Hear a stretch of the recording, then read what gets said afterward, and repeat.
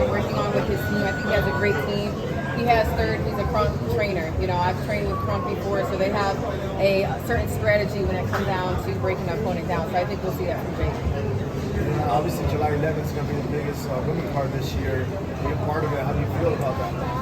It's a blessing. I literally remember being at the first fight at Madison Square Garden and commentating and remember saying, you know, one day I'll be here fighting, and here we are fighting at the co-main event at one of the biggest in just history-making spots, Madison Square. So. Alycia, I'm sorry. Is the fight with Clarissa, is that done now? Is that ever going to happen?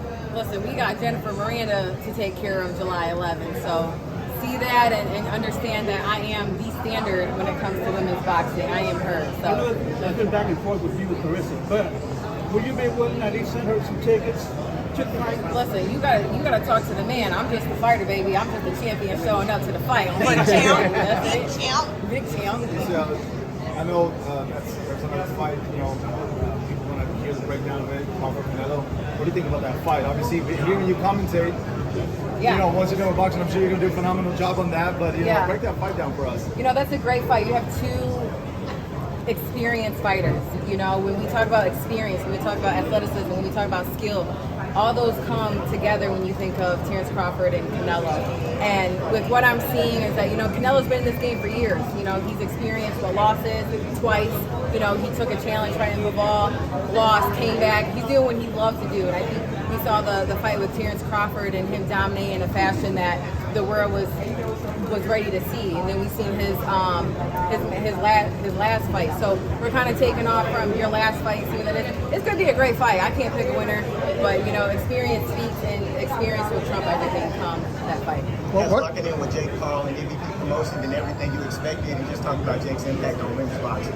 Yeah, absolutely. MVP, it's a great company. You know, they take their time, they are involved, they want to hear from the voices of the fighters. I think it's important to not just be a fighter under a roster, but be a partner, be an equal, and that's what they give the opportunity to. What do you think about Amanda and Katie Taylor going at it for a third time? I mean, it's historic, a trilogy in women's boxing. Yeah, you know, it's another fight in history just to show young girls, show the boxing community that these two women have been fighting more than once. They won a set of the score July 11th. And it's an opportunity for everybody just to tune into women's sports in general. So you're going to see multiple women champions defending their titles, doing what they do best, and put on a great show. Did the right winner win the first two fights, Katie Taylor? It was close. They were close fights. So, you know, I think the third fight is going to settle all of that.